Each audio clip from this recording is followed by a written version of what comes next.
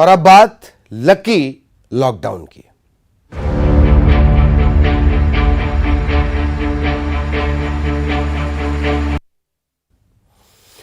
Lockdown के दौरान जब पूरी दुनिया घरों में कैद थी, तब इंदौर के एक दामाद ने लंदन में अपने घर में एक 4 सीटर प्लेन बना लिया।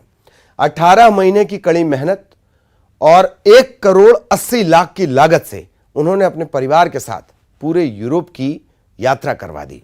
पेशे से मैकेनिकल इंजीनियर 39 वर्षीय अशोक एल्सरील मूल रूप से केरल के रहने वाले हैं। इंदौर की रहने वाली अभिलाषा दुबे से उन्होंने शादी की है। अशोक की पत्नी अभिलाषा ने बताया कि प्लेन का नाम छोटी बेटी के नाम पर दिया रखा गया है। अशोक के मुताबिक उनकी पहली उड़ान फरवरी 2022 में लंदन में हुई थी। परिवार के मुताबिक जनवरी 2020 में प्लेन बनाने की प्लानिंग हुई। नहीं कोई नहीं, घर पर प्लेन बनाने का फैसला लिया गया और इसमें तकरीबन 2 साल का वक्त लगेगा, ये पहले ही पता था। तब तक बेटियां भी बड़ी हो जाएंगी।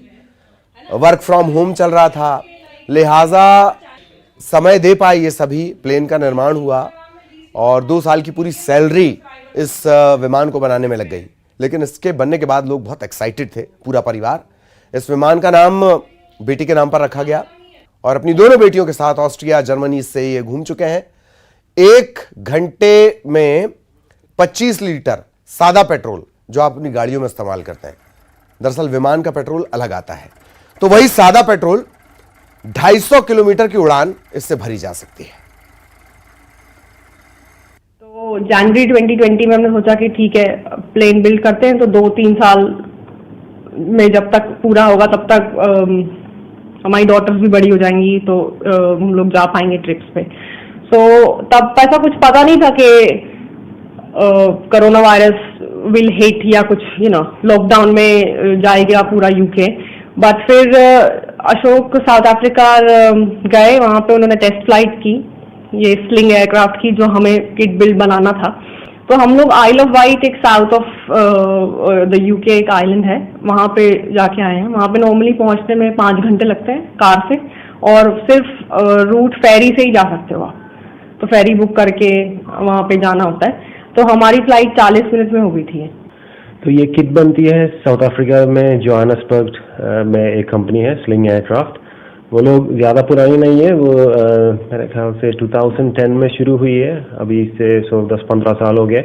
और उनका अलग अलग किट है। स्लिंग TSI ये मॉडल है जो मैंने बनवाई, उसका 4 सीट और 140 हॉर्स पावर। और ये जो मिशन है दी एयरक्राफ्ट का, वो मेरे अच्छा लगा मुझे।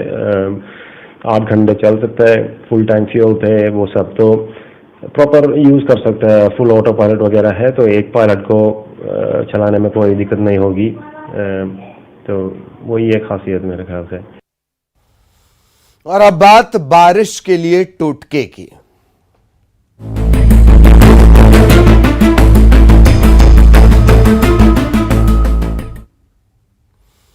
डिंडौरी में बेहतर बारिश हो, इसके लिए अब इंद्र देवता को मनाने की कवायद में किसान जुटे हुए हैं। पूजा पाठ के साथ साथ टोटके का वो सहारा ले रहे हैं ताकि जिले में बारिश हो और खेती किसानी के काम में वो जुट जाएं।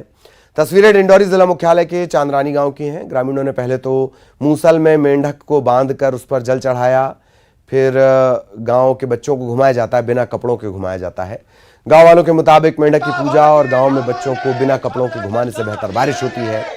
गांव वाले कई दशकों से बेहतर बारिश के लिए इसी तरह का टोटका करते आए हैं।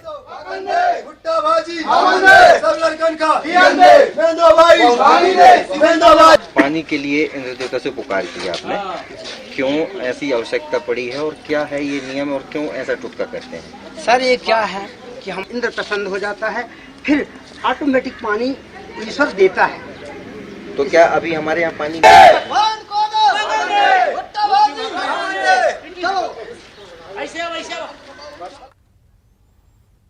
और अब बात अनोखी विदाई की।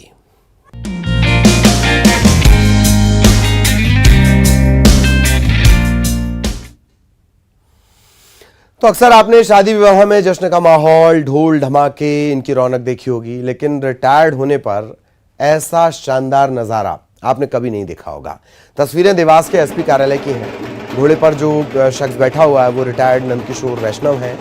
नंदकिशोर कोतवाली थाने में तैनात थे। उनके रिटायर होने की खुशी में एसपी दफ्तर से कोतवाली तक बारात की शक्ल में जुलूस निकाला गया, ढोल धमाका हुआ, लोग नाचते गाते अपने एएसआई के सम्मान में निकले।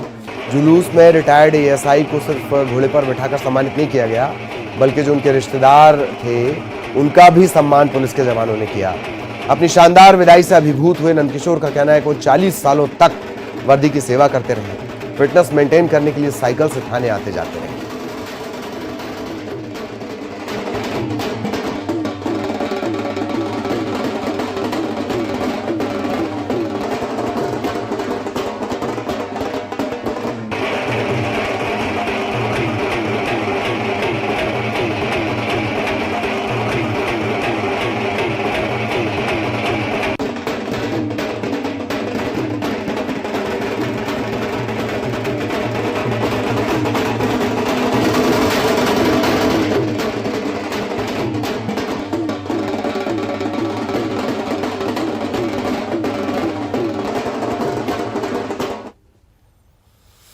और अब बात खंडवा के गौरव किशोर की।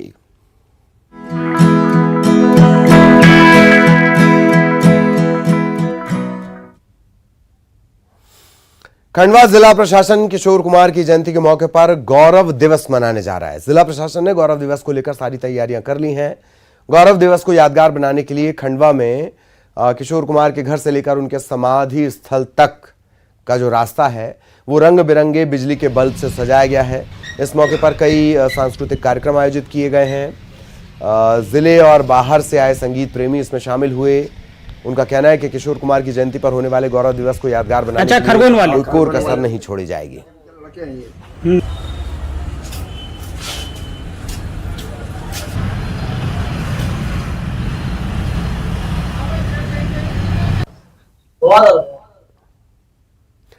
आगर मालवा के एक स्कूल की छात्राएं लाठी चलाने की पारंपरिक विधा सीख रही हैं। ये उन्हें न केवल शारीरिक तौर पर मजबूत बना रही है, बल्कि लड़कियों को खुद की सुरक्षा करने में ये मददगार भी होगी।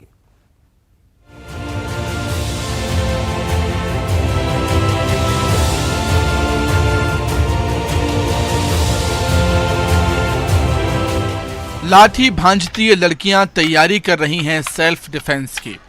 तैयारी है हालातों से निपटने की जब मन चला इन्हें परेशान करने की कोशिश करे। तैयारी उस वक्त के लिए भी जब किसी और को मदद की दरकार हो। जोरदार लाठी भांजती ये तस्वीरें आई हैं आगर मालवा के एक स्कूल से। लड़कियों के हाथों में लाठी ऐसे घूम रही है जैसे मानो बच्चों का खेल हो। ये लाठी चलाने के हर दाव पेच सीख रही हैं, पारंगत हो रही हैं हर दाव में। फिर चाहे कोई लाठी के साथ ही इनके सामने क्यों ना आ जाए। हम स्कूल में हमने एक बार लाठी चलाई, हमें अच्छा लगा तो हमने और सीखने का सोचा, क्योंकि इससे हम बहुत सारी चीजें भी सीख सकते हैं, इसलिए हमको ये अच्छा लगा। इससे हमें बहुत फायदा होगा। अगर रास्ते में हम कहीं जा रहे हैं और कोई गुंडा मवाली कोई आ जाता है तो हम उससे लड़ने में हमें अपनी सेल्फ डिफेंस में बहुत मदद होगी। और इसमें थोड़ी सी प्रॉब्लम आती है पर तो बहुत इजीली हो जाता है, बहुत जल्दी हम ये सीख जाते हैं। छात्राएं कहती हैं कि जब वे घर से निकलती हैं उन्हें रास्ते में बहुत सी चुनौतियों से निपटना होता है, जिनका सामना इस पारंपरिक मार्शल आर्ट से किया जा सकता है। उनका हौसला भी इससे बढ़ता है। पर ये फिजिकल स्ट्रेंथ के लिए ज़रूरी है, पर हमारी सुरक्षा करने के लिए भी ये बहुत ज़रूरी है। हम जैसे कि हम बाहर जाते हैं तो लड़की कभी अकेले बाहर नहीं जा सकती, उनको 3-4 बार सोचना पड़ता है बाहर जाने के लिए। अगर हमें ये गेम आएगा, ये लाठी चलानी आएगी, तो हम हमारी सुरक्षा कर पाएंगे और दूसरों की भी सुरक्षा कर पाएंगे। इस विधा को सिखाने वाले प्रशिक्षक सतीश गहलोत बताते हैं इस परंपरागत विधा को स्कूल की छात्राएं उत्साह के साथ सीख रही हैं। इससे उनका कॉन्फिडेंस भी बढ़ा है। इससे बहुत ही फायदा मिल रहा है बच्चियों को। जब से हमने ये लाठी गेम शुरू किया है, बच्चियों में आत्मविश्वास बढ़ा है। एक कला, एक हुनर इन्होंने सीखा है कि किस प्रकार से हम अपनी सुरक्षा कर सकते हैं। अपनी सुरक्षा के लिए हमें किसी पे निर्भर नहीं होना पड़ेगा। अगर हम लाठी सीख जाएंगे तो कहीं भी कोई भी अगर हमारे साथ बुरा व्यवहार करता है, बर्ताव करता है या परेशान करता है, तो हम खुद ही उसको इन लाठियों के माध्यम से जवाब दे सकते हैं।